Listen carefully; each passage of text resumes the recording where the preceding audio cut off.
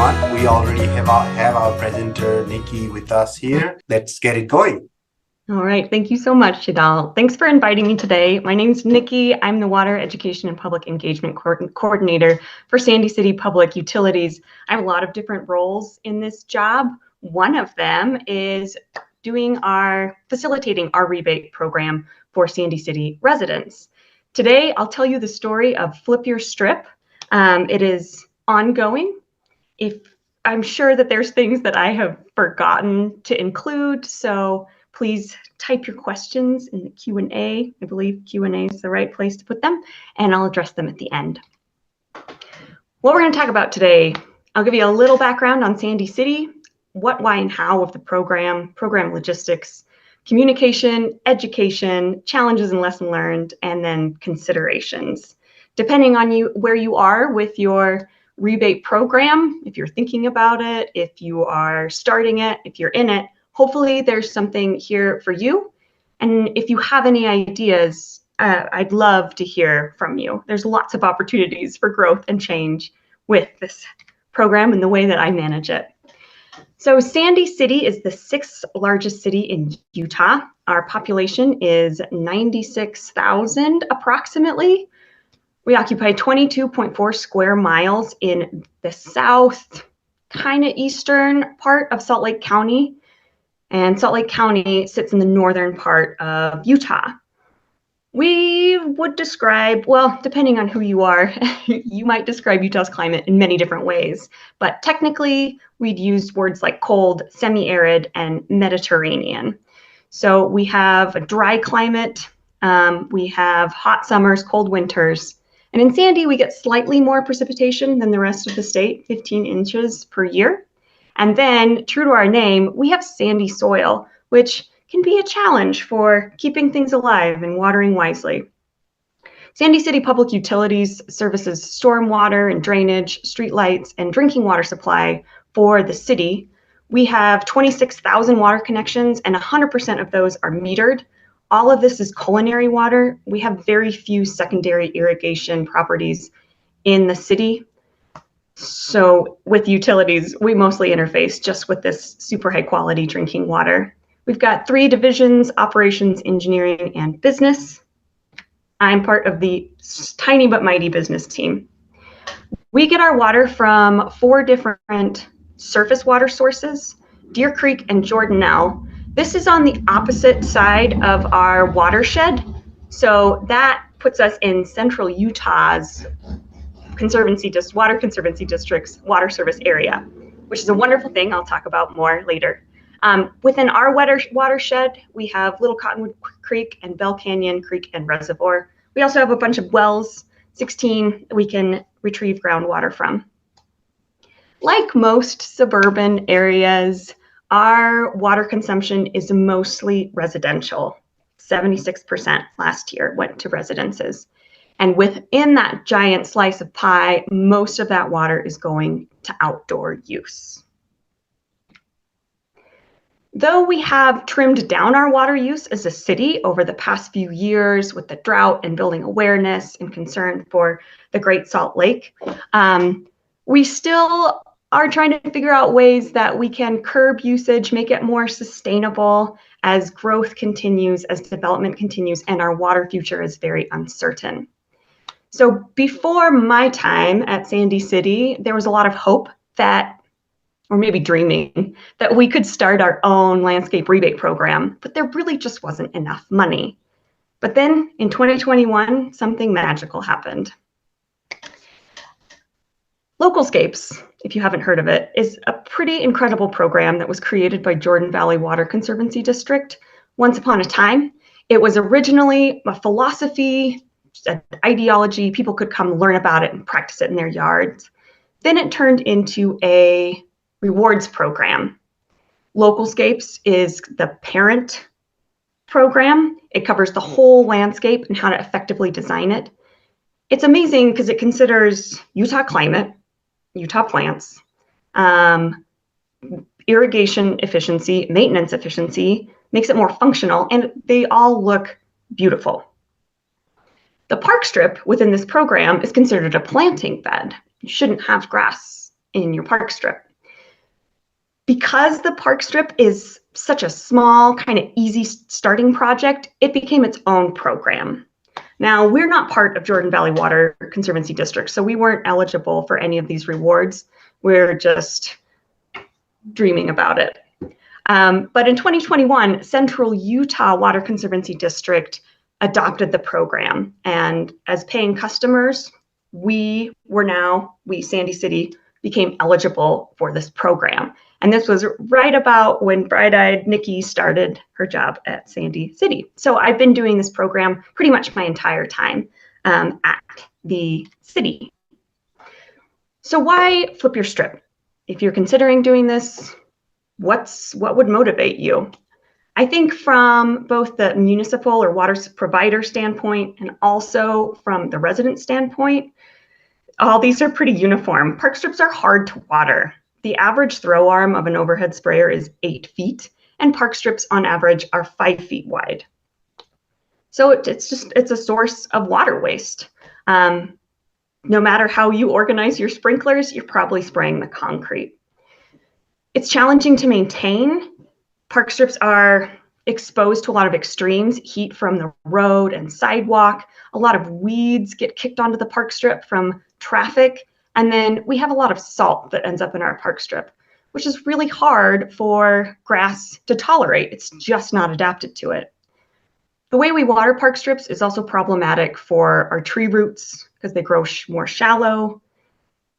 That can mess up our infrastructure, and also the trees aren't as well anchored. We've had a bunch of windstorms in Utah the past few years that have taken down a lot of our big trees. Flip Your Strip is an easy first landscaping project. And when I say easy, I mean relatively easy. It's still so much work to dig out that sod and all the dirt below it. But in the scope of your entire landscape, it's pretty easy to tackle. It can be more affordable and more approachable than a full landscape, which builds confidence. It doesn't take that much to create an amazing park strip like the one in this slide. They look amazing. I think, in probably a very biased opinion, that it's much more interesting than just turf grass in whatever state it is. And it's relatively easy to manage. And I say that from both the managerial side and also as a resident. It just takes less time to manage your park strip if it's flipped. And then from my end of things, Flip Your Strip is a pretty straightforward program to manage. A few definitions before we get too much farther. A park strip, I know some places in the country don't have park strips. Some places in Utah don't have park strips. It is this typically narrow landscaped area between the back of the curb and the sidewalk. It is where a lot of utility lines are run. It's usually owned by the city, but it's the responsibility of the homeowner to maintain. Sometimes they're 5 feet, sometimes they're 8 feet. And in downtown Salt Lake, sometimes they're like 20 feet. Mulch is a component that's required for this program, and that's any material that is loose and can be applied to the soil. It can be flagstone chips, it could be bark, it could be rocks. A planting bed is an area where you plant things like trees and ornamental grasses, shrubs. It is not a place where grass is, and it's not a place where hardscape is like concrete. Hardscape, I have to redefine what I just said. So hardscape is any sort of durable landscape material. It can range from the impermeable, like concrete, which we don't allow in the program, to like compacted inorganic mulch. It's something that you're not planting anything there. It usually serves a function, like it's a place where you have your raised beds. It's where you're gathering. It's where you're walking. So how do you get into our Flip Your Strip program? What makes you eligible? You need to have well-maintained grass. We have interpreted this with a lot of generosity over the past few years because people have just been watering less. And in Sandy City, with that sandy soil, if you cut down on your watering and your grass starts to die back a little bit, or if you're irrigating kind of improperly, your grass becomes really patchy and weeds take over. Minimum 200 square feet. This is actually a newer requirement with our newer program. And then you have to be on Sandy City Water. And this is true for any city that's participating in this program. You have to be on the water of the funding district. Reimbursement varies, but we redeem dollars per square foot of grass removed and replaced with qualifying product. The old program was $1 per square foot, 25 cents added on if you took a class. The new program is $2 a square foot. Makes it a little more affordable. Requirements. This is just kind of a snippet. It's a little more in depth than this, but from a bird's eye view, you have to install plants because it is a planting bed that will reach 50% coverage at maturity. It needs to be drip irrigated, properly zoned, so on a drip-only zone, with a filter and pressure reducer. Within that, we do not allow micro sprayers and bubblers. It has to be in line or point source with button emitters. And then we ask for 3 to 4 inches of mulch on top of that. So within these parameters, there's a lot of freedom, and people can express themselves, or they can choose from one of the amazing designs created by Jordan Valley. Once people are in the program, they are treated to a really thoughtful program. The design and thoughtfulness that went into this is really commendable. I cannot take any credit for it. This is all Jordan Valley. It's accessible for people. It's easy to understand. It's easy to find resources, and it's very Utah-centric. So high likelihood of success. If you are following the guidelines, you're picking plants that are locally adapted. And then it's the process of reclaiming your park strip is broken down into 5 discrete steps. In the class that is required, we go over these. It's wonderful because it's not just like concepts. We give specific, helpful instructions. Do this, don't do this. You can try this, don't try this. The program is managed, was managed just by 3 main kind of organizations. Central Utah, so that's what Sandy City is part of and who is funding this, does the lion's share of the work. They do program requirements, they provide education, online classes, in-person classes, program oversight, they approve and sort properties, they pay for rewards, and provide customer service.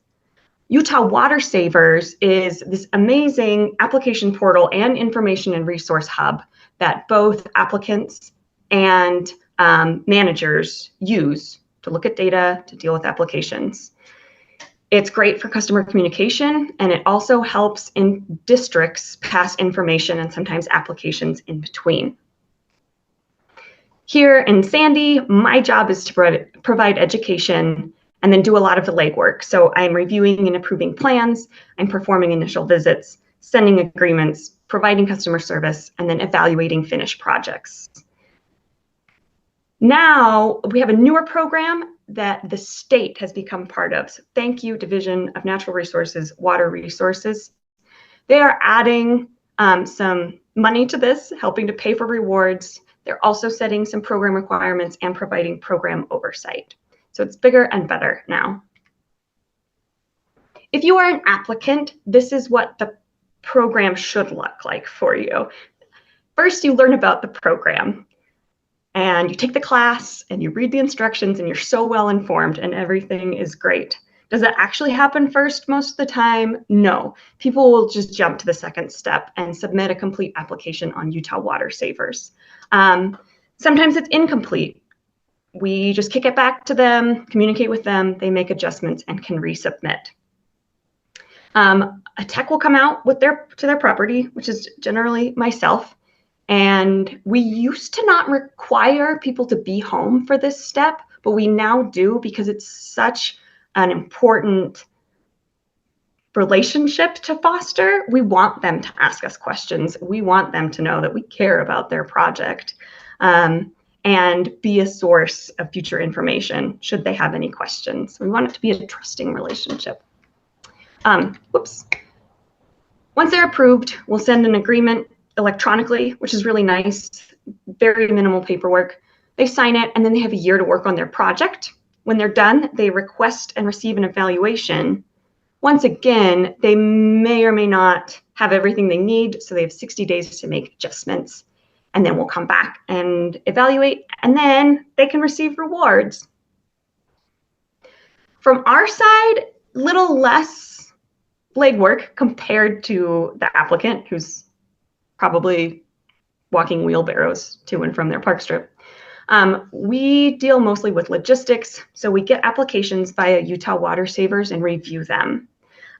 Sometimes they've already been flipped, sometimes there's no grass, so we just decline them and do not accept their application again. Sometimes they've just forgotten photos, maybe they didn't describe what they want to do, so we send it back to them, they make those adjustments, and then resubmit. We then do an initial visit. Like I said, this is really important for this project. We discuss the plan, make sure they have grass and take photos, and then make measurements, because our agreement is based off of the square footage, the maximum square footage that they have in their park strip. Sometimes they don't change out all of that, and that's okay. We will reward for all of the square footage that has been removed. So we send the agreement. Once they're approved, they sign it. They work on their project for a year. We can press snooze on their project until they request an evaluation. Sometimes they do not pass. I'll go over some of the big ways people fail, but they can request a new evaluation after they've fixed things, and then we will issue rewards. Here's some of my favorite park strips from Sandy City. This gentleman painstakingly installed flagstone in like 700 square feet of park strip. It's grown out so much this year, but it did not look really stupendous when it was first installed. It looked a little scrappy, but now it's really lush and interesting. Within the proper Flip Your Strip program, we've had 75 projects be completed and rewarded. There are some that were completed but not rewarded because they didn't want to redo things. We have 76 that are active or unfinished, and I put a little asterisk here because some of these projects have been rolled over into our new program, so perhaps that 76 isn't really accurate. We have our new program called Landscape Incentive Program. This kind of combines the best of Localscapes and Flip Your Strip, and it's a lot more accessible. Instead of having two separate programs, we just have one. So we do have a lot of park strips as part of this program. Currently, we have 36 that have completed theirs, and we have about 40 that are active that are unfinished. This map was made in July, and the green little dots just represent completed properties. So we have quite a few to add to this map. And then here are some examples of park strips that have been completed. The images in the top were done by professional contractors, and the images on the bottom were done by the residents themselves. And there's a whole spectrum, contractor or DIY, of quality that emerges from these programs. It's really about how invested the applicant is, if they're communicating with their contractor, if they're doing their own research, if they're doing it themselves. The people in the bottom left corner were my first passing park strip. They did it all themselves and they came out about even with their rebate amount, which is pretty impressive. Why would people fail at this? Unfortunately, they do. Number one thing people fail on is irrigation. They have not zoned properly. Their drip is still tied into overhead spray. And that's just you shall not pass. You cannot collect $200. So they have to separate it out. Bubblers and micro sprayers show up a lot, and we just ask people to replace them with button drippers because they have better longevity and they do not have an adjustable flow rate, so they're sustainable. Plants, sometimes they're too tall. We see a lot of Russian sage happening, or Karl Forester, or there's not enough. Plants have died off, or they're just too sparse. This can be a little tricky sometimes to gauge if they're riding that line of maybe not enough plants. Are their plants going to grow enough? Having a little bit of plant knowledge is really helpful here. You can always ask for their plan too and do a little research to see if it's going to work. Sometimes not enough mulch, where people just skimp a little bit. And this ends up really just being awful for them because it's so much easier for weeds to take over when there's not enough mulch and the soil can get a little dry. So communication. How do we communicate in the 21st century? How do we tell people about this program? It seems like there are so many different ways to get information, and a lot of people get pretty siloed with how they get their updates. Maybe they're exclusively on TikTok. Maybe they are exclusively looking at print materials. So we have just tried everything, but there are limits. We can't put messages in every single city newsletter. We can only do that at some times of the year because there's just not enough space. We only have enough budgeting for a certain amount of postcards. But we've tried them all. We've put everything we can online, social media, e-blasts, our websites. The district and the state have more money and more power, and they have gone way beyond what we can, doing stories with the news media, videos on YouTube, billboards, and commercials. Word of mouth is somewhat effective. It can lead to a lot of misconceptions. I'll talk about that in a minute. And also active projects are pretty powerful advertisements for the program. Neighbors walk by, people drive by and ask, what are you working so hard on? What are you doing to your park strip? So some of the communication problems with broad dissemination of information is we get like a telephone thing happening. One of the biggest things that's caused misunderstandings and issues is the word turf. It means different things to different people. Some people think astroturf when they hear turf, and some people think, oh, lawn or sod. This has caused issues when turf appears in phrases like turf replacement program or turf buyback. It's amazing, and I'm guilty of this too, how people will create their own stories just based on a simple 2 words. I've gotten many calls asking what kind of AstroTurf is best. What are we going to pay for? Do we provide the AstroTurf? When do we come pick up the sod? Do they need to measure it first, or do we weigh it once we pick it up? Which is really tricky because it's not the program, and much trickier when people have already undergone these changes and then they're kind of upset because they didn't know better. And there's only so much I can do. But we are thinking about how can we nip these misconceptions in the bud. The media is great, but also can be challenging if they are reissuing these phrases and using turf buyback in their language. And then people just glob on to what they think the program is. Contractors and companies can be problematic. There's one I'm thinking of specifically that has a name that's similar to Flip Your Strip and is not pushing or utilizing the Flip Your Strip principles. People are signing up with them thinking that they're going to get a reward, but they're not adhering to any of our guidelines and perhaps not even applying before they start their project. It's tough. And then plants. This is another misconception. I think, and I've got to blame science teachers, and I can do that because I was a science teacher. People just don't understand why plants are good in the landscape, especially in something like a park strip. How could it be good? Your point's to save water, right? So we do a little bit of education about why plants are good, that they're cooling down the ambient temperature. They are filtering the air, filtering water, providing habitats, providing food. Most of the time, that 30-second explanation is enough to convince people that this is a good idea. But sometimes people just don't accept that. They just want to put rocks in. And that's okay, but we're not going to pay them for it.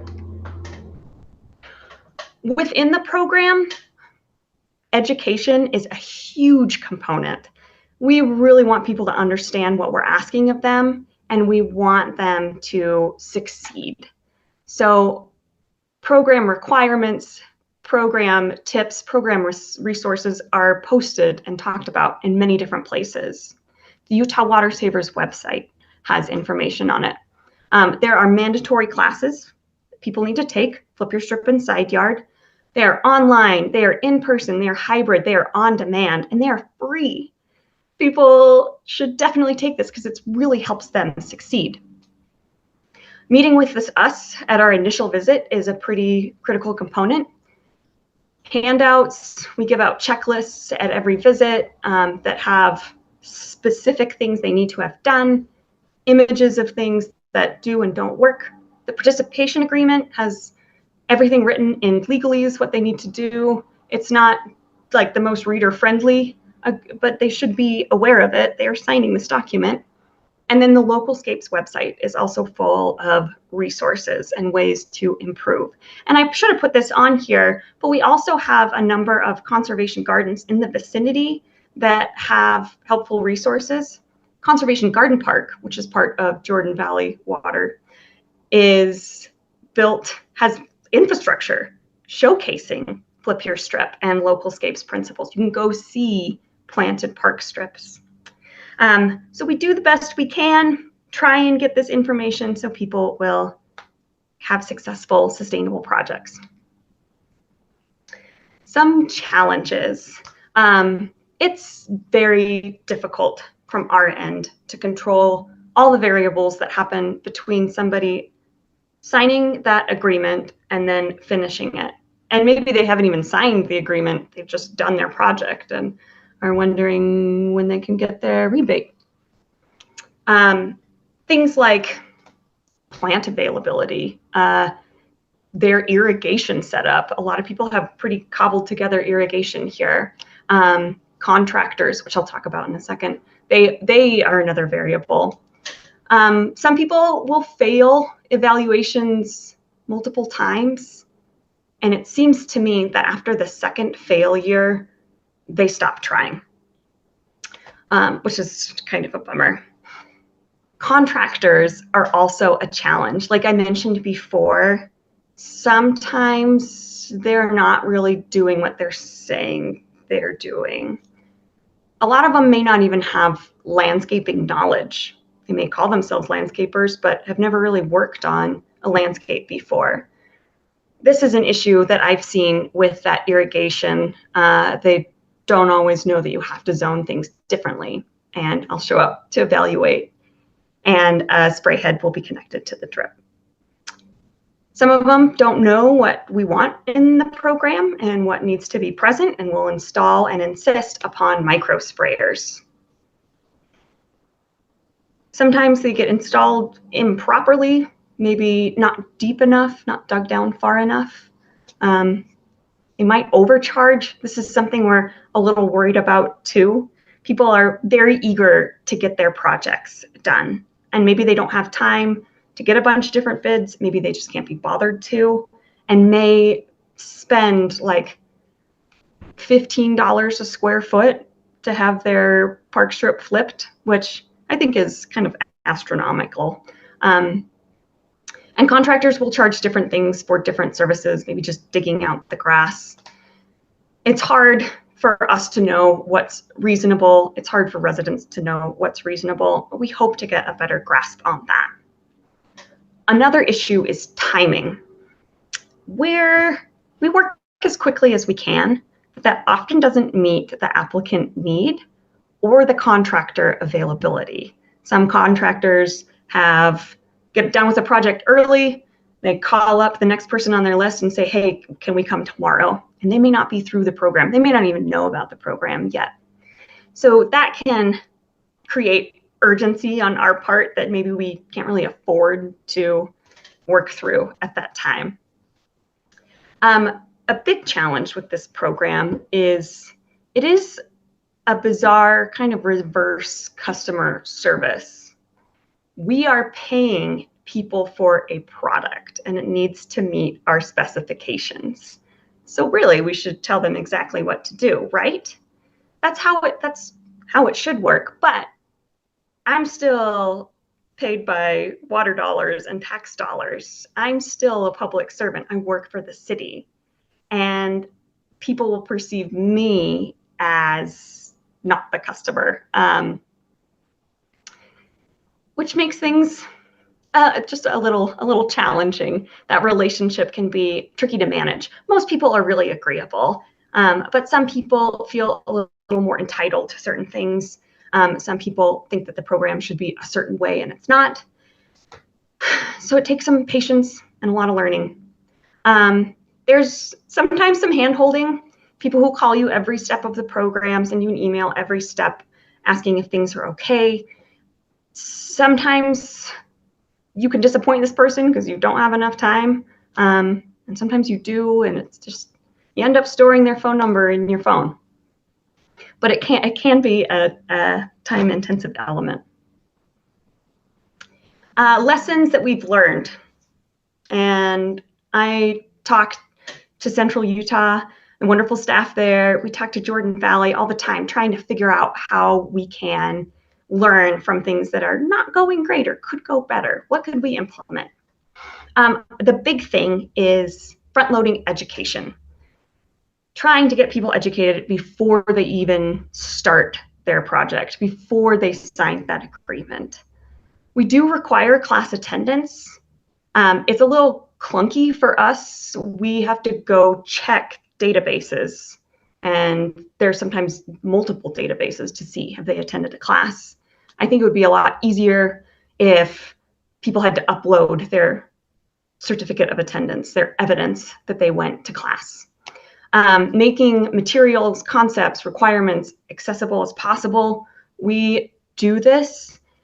We do it principally in two modalities, by teaching and then by visual resources, reading, which is kind of the best that we could do.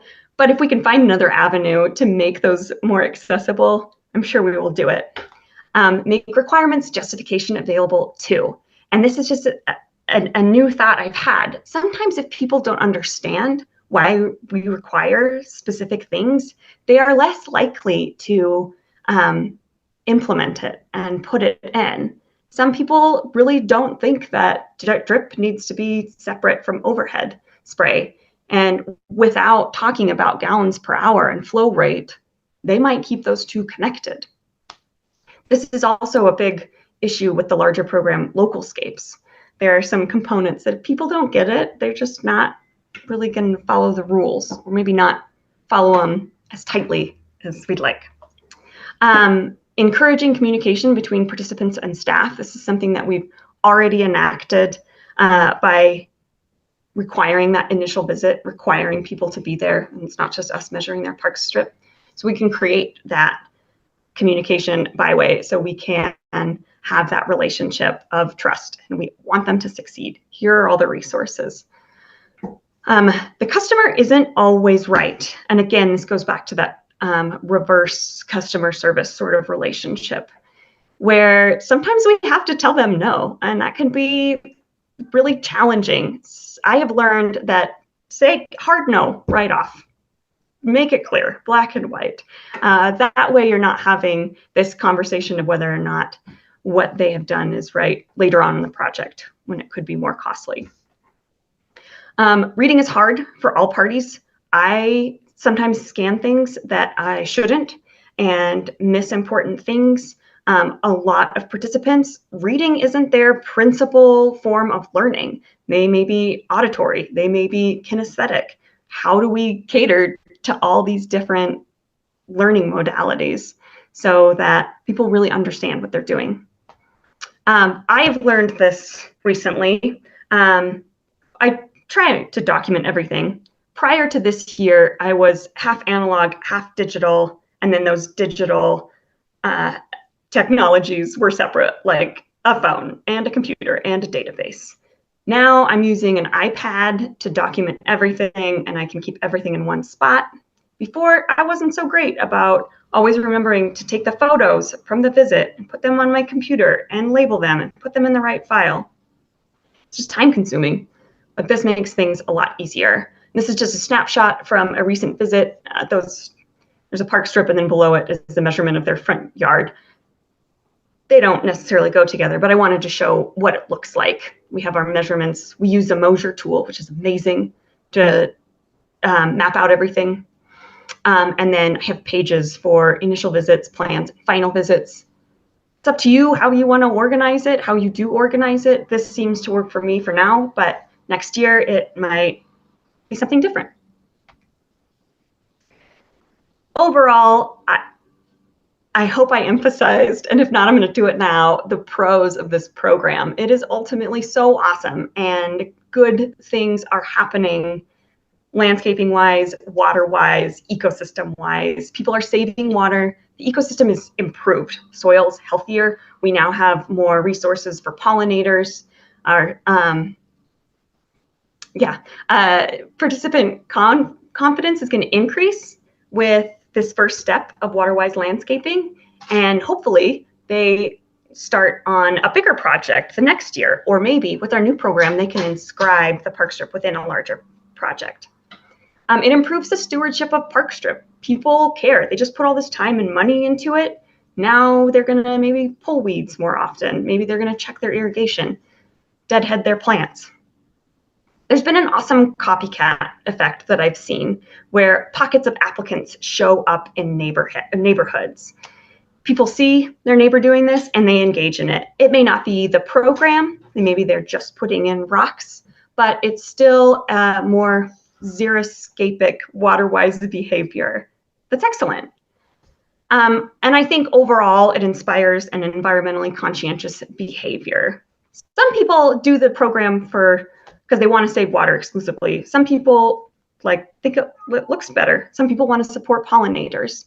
But I think ultimately people are seeing the good that they're doing for the environment. Cons, there are costs to this program. You need humans to do this work. I don't know how much can be done by artificial intelligence, but we'll find out in the future. There's time. In the summer, 50%, maybe even more of my time goes to this program.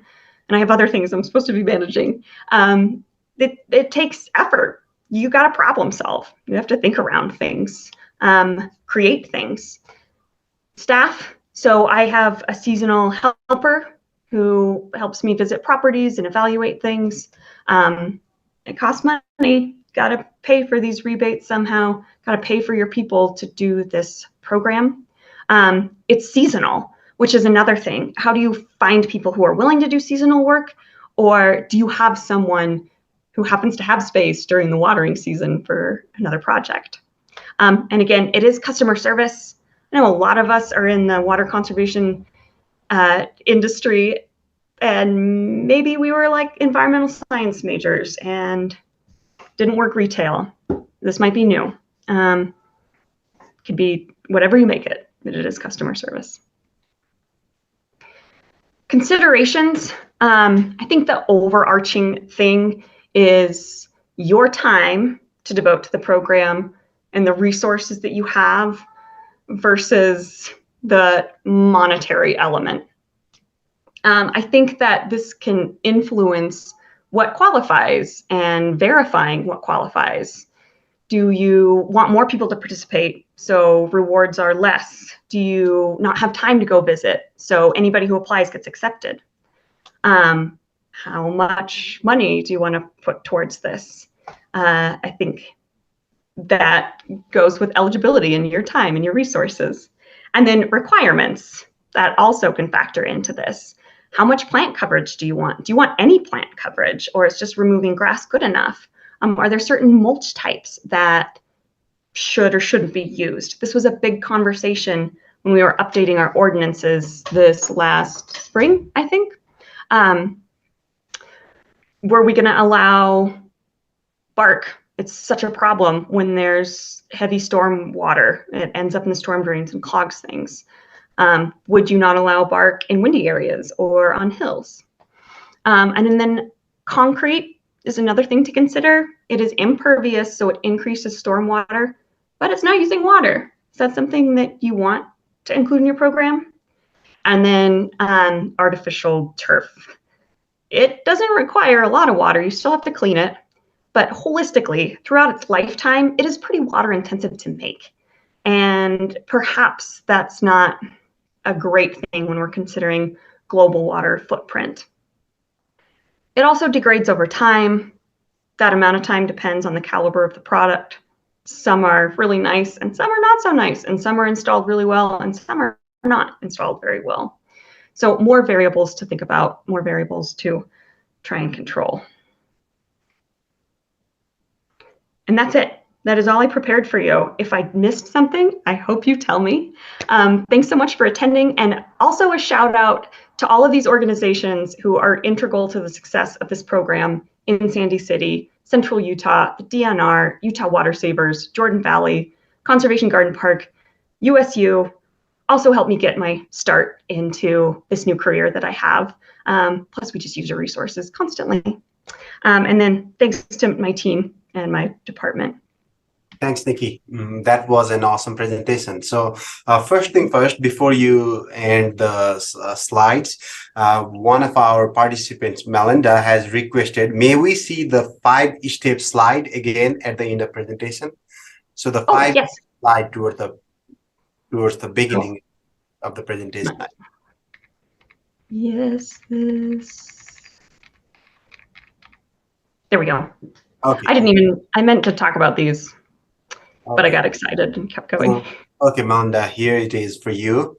You can take a screenshot. Also, understand that with this presentation is being recorded and we'll upload it on the YouTube after a few technical things like the subtitles and things like that. So yeah, you can take a screenshot and we have it here. So now let's move on with the questions because we do have a lot of questions for you, Nikki, which is awesome. Thanks everyone for participating. Again, if you are opting out from the presentation, there might be a survey after you close your Zoom. So please, I would be really happy if you could fill out those, because that will tell me what kind of content you all are looking for and what kind of presentation should I have in future. With that, thank you everyone. So let's move on to questions. Is there ever any consideration for using subsurface drip in lawn park strips? No, that is not part of the program. We have talked about it, but not in any way that has momentum towards becoming part of the program. Thanks. Rosalind, thanks Rosalind for being here. This green infrastructure for desert communities guide is one of the best green infrastructure resources I have seen, including research and impact. She's talking about CurbCut. The guide includes detailed step-by-step approach for designing, constructing, and maintaining GI practices. So green infrastructure practices that can be used to retrofit existing neighborhood, including CurbCut and basin in right of ways. So can you speak to curb cutting as an option, as that would mitigate the issue you mentioned regarding inconvenience in watering? So do you have any plans or talks about curb cutting and how that might help with watering those park strips plants? Curb cutting, is that just like, Yeah. I guess I don't really know. So there's a meeting. So Rosalind works a lot on these kind of infrastructures, and it is like a cutting which would allow water to come into park strip, the rainwater and everything. Oh, like a mini bioswale or something? Yeah, yes, like a rain garden or something like that. You know, we haven't really discussed that. I have seen people put things like that on their property, not so much in the park strip, but it seems like people who pay attention to their yard know where water is incoming and exiting, and they may try and capture it and create little bioswales, detention ponds. I think maybe on a larger scale, like municipal park strips and just like weird areas of turf, this would be a fantastic thing to incorporate. So I will keep that in mind for. Awesome, thanks. And Rosalind showed us some nice curb cutting and rainwater harvesting when we were in Moab, like visiting different landscape. But yeah, that's topic for another time. Crystal Castro asks, are participants allowed to hand water their parkway as opposed to installing drip? Only if they have zero irrigation installed in their yard and park strip. Awesome. Otherwise, if they have that infrastructure, we ask them to put in a zone for the park strip or attach it to another drip. Okay, what percentage of users opt to take the class for the higher rebate? Um, when it wasn't required, it was like 95% of people would take it because it was just such a helpful resource. But there were some who wouldn't. Some people might have taken it, but we all know you can take a class and not learn anything. So that's another element to consider. With the new program, they have to have taken it. So ideally 100%. Again, with that caveat, some people take a class, but they're not paying attention.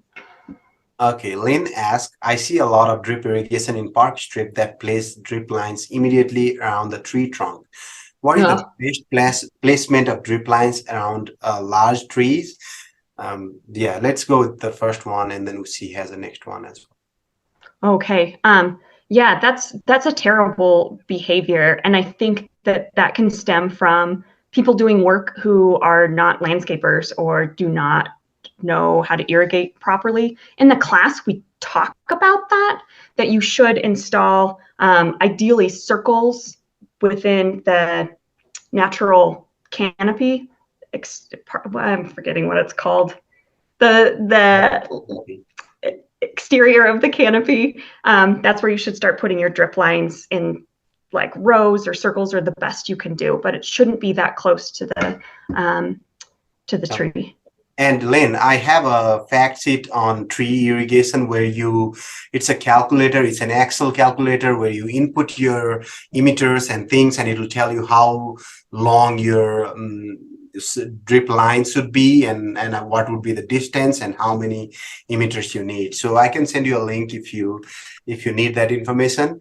So the other question she has is, larger stone malls in park strip often have excessive weed growth, which are not maintained and not enough water to large established trees, over like 25 feet tall trees. Suggestions. So any suggestion on that? Like, I think she meant to say if we have large stone walls, when you water it, the watering is not efficient or doesn't go down. I mean, the roots are well spread around the canopy, but it is that there is, of course, like as close to a trunk, the roots are more active, but then they're not only concentrated in the trunk area or in the center, it spreads out. So yeah, I think, I don't know if you got the question. I think so. Like, how do we water trees adequately? Is that kind of it?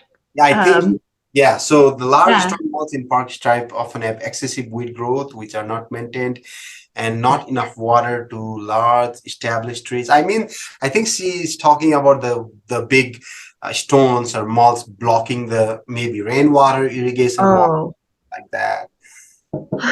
Okay. I guess there's a lot there. Yeah, sometimes those large stones can be problematic because they create crevices and they collect dust and dirt, and then weeds grow there, and they shouldn't impede the flow of water down rainwater or overhead spray. Some people will use landscape fabric, which over time can become impermeable, and that can be a big problem. But so long as you're not installing like concrete 100%, your tree should be able to get water passively from however you're irrigating. To irrigate, make sure those trees get enough water, is laying plenty of drip line at those intervals where those roots are expected to be, and then watering deeply. So here in Sandy, we do cycling to water deeply. Not too deep. We want the water to stay in the root zone. We don't want it just trickling down past.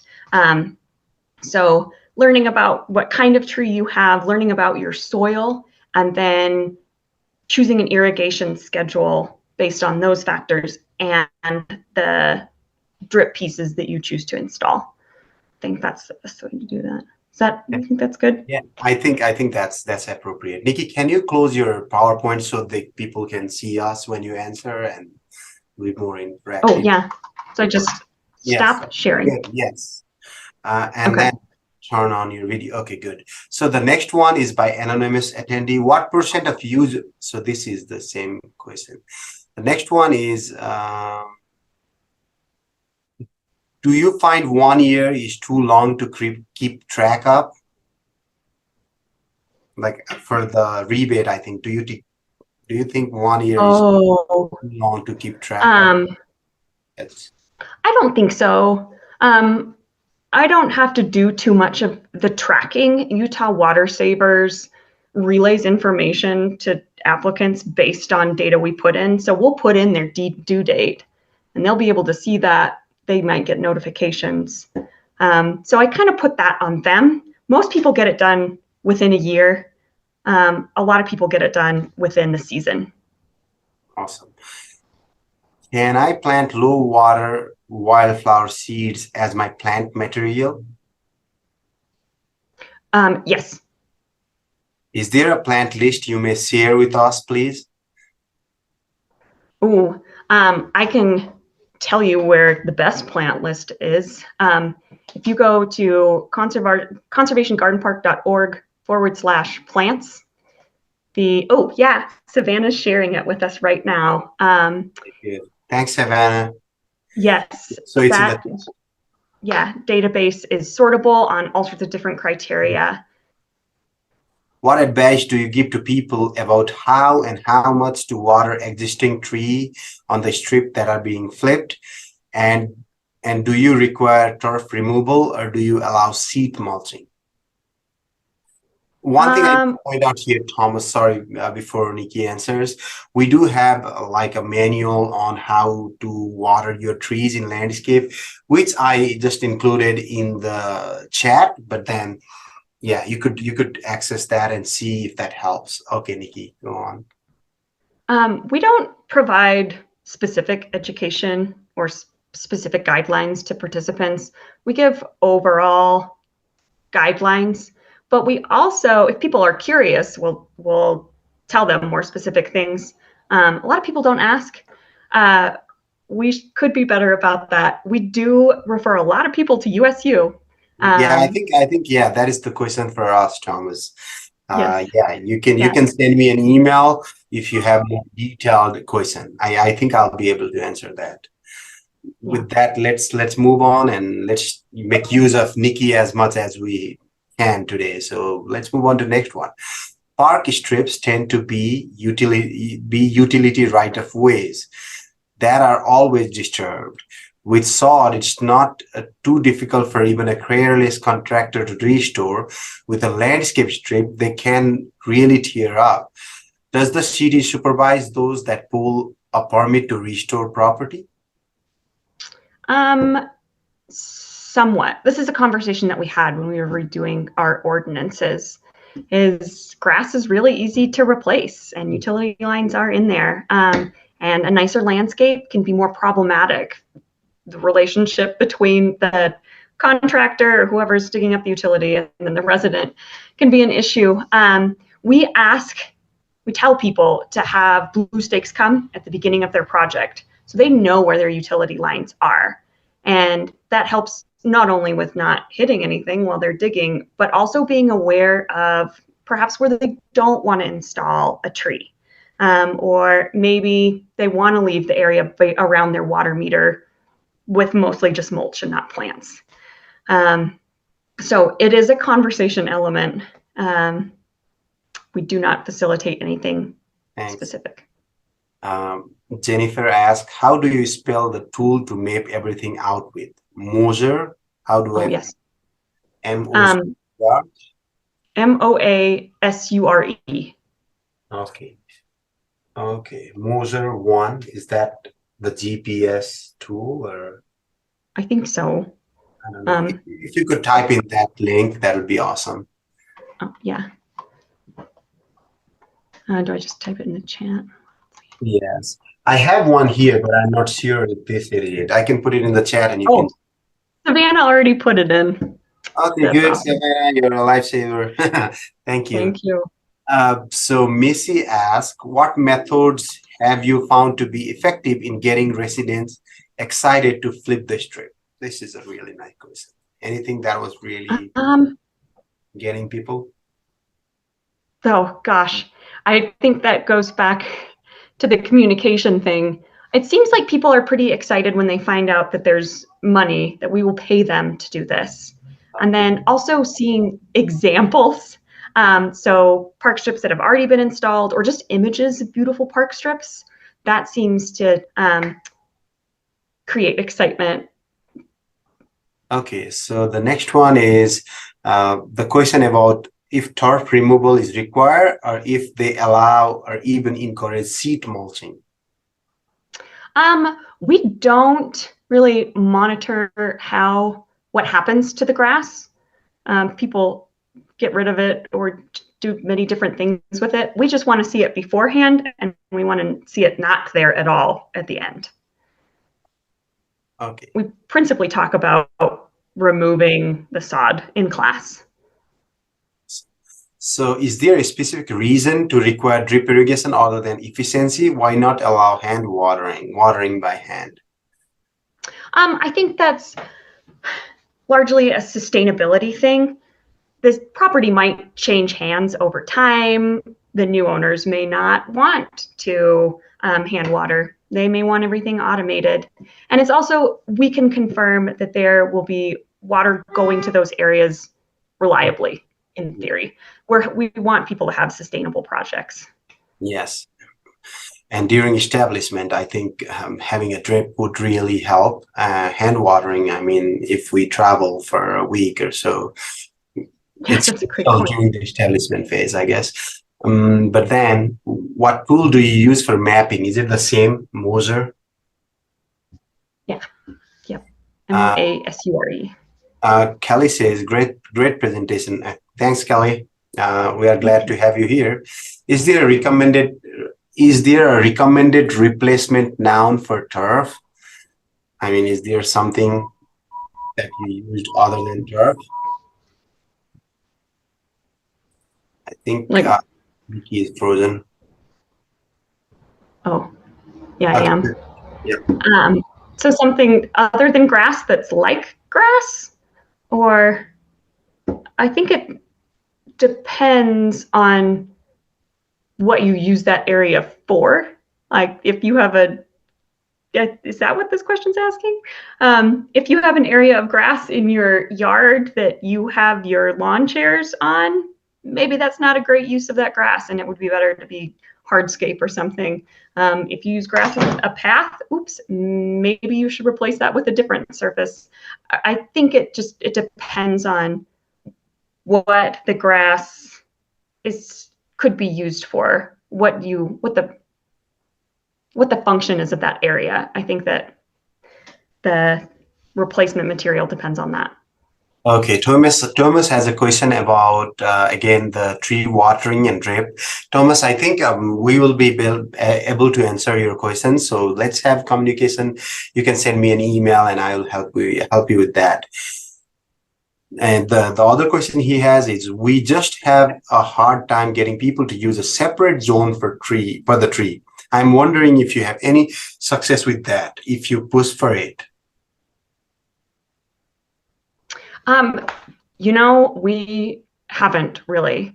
That would be a great thing to incorporate in some of our bigger classes, because that is more appropriate to hydrozone like that. Some contractors will do that, and the occasional resident will also do that if they're completing the project themselves, but it is not something that we specifically tackle. Awesome. The last question, I think, is by Hillary, and we're running out of time. So how much has been paid out so far? Do you know how much has been paid out? Yeah. Oh, that's totally a Savannah, Central Utah question. Okay. I want to say like $500,000. I don't know. I think she told me recently, and I'm just Yeah, I'm just scrolling through the chat and I see if I see a question on if I want wildflowers in my park strip, can I buy seeds and have someone come check it at the end of summer for 50% coverage? Um, yes, so long as you have applied to the program and gone through all the steps. Yeah, we do accept wildflowers. You do have to have that irrigation unless there's no irrigation. Okay. I think that is it. Thank you so much, Nikki.